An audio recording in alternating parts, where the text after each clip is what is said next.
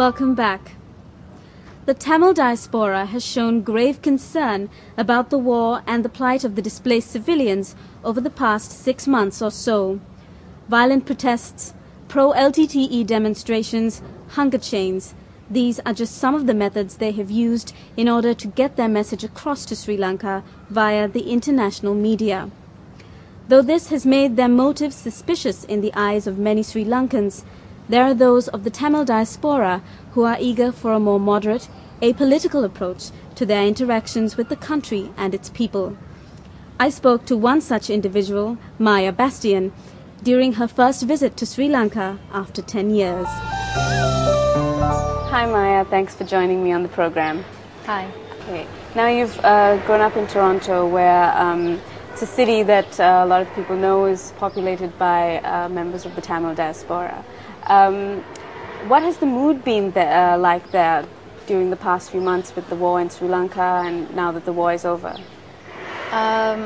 Well, from the beginning of the year up until about April or May, there was a lot of press coverage of what was happening over here, and I'm sure that you heard about the protests and all that sort of stuff happening. So there was a lot of Tamils in and around the downtown Toronto area where I live, whereas usually there's not so many.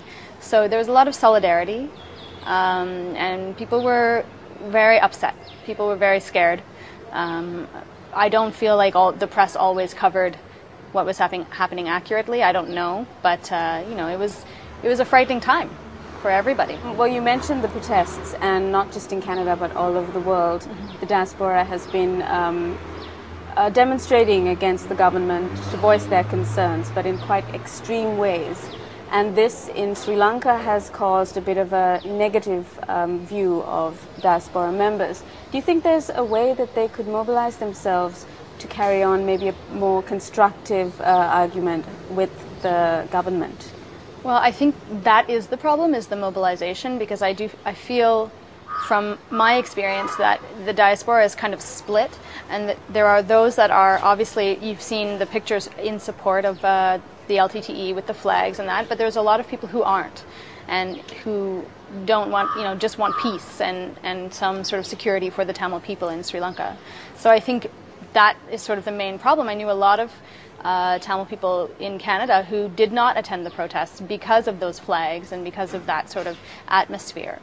So the only thing I think it would be better if putting the flags aside and just coming together as one people to support, the rehabilitation of of the Tamils back into their land and their life. So you feel they may not be united in the sense of who they support, but yes, they're united in their concern for the displaced people. Absolutely, and I think everybody is looking for peace. After so long of fighting and so long of upheaval, everybody is looking for peace. That's what they're united in, but I would like to see them come together in that respect and leave their political alliances aside. Okay. Now you mentioned that you weren't getting the impression that you were seeing the whole story when you were consuming international media. So you came here to see for yourself. Do you encourage other diaspora members to do the same? Well, I certainly will now, after coming here and feeling fairly safe. I mean, there's a lot of people who, when I was coming here, discouraged me and told me it's not safe, and there's a lot of rumors that go around within the diaspora. But coming here, it's very safe, and I will certainly, when I go back, encourage people to come and revisit and come back to their homeland. So what's your experience been like the last few weeks? It's been amazing to see this country again and to feel a part of it again. It certainly, there's a lot of questions in the air, and politically there's a lot of upheaval, and that's sort of interesting to try and understand what's going on. But this country is beautiful. I've managed to travel a lot around, and it's so beautiful, and I have great hopes that, something will change, and there will finally be some peace and some respect for the Tamil people. Have you seen what you've seen of all these areas? Do you think it's positive? It's looking positive? I don't know. There's a part of me that wants to hope, and that will always be there. But I think right now it's sort of everything's in limbo, and we're waiting to see what decisions that the government makes. And so, there's a lot of sadness. I feel a lot of sadness in the Tamil people here and in the diaspora back home. So it's just a matter of, I guess, waiting and seeing what will come of this. Maya, my last question to you is a personal one.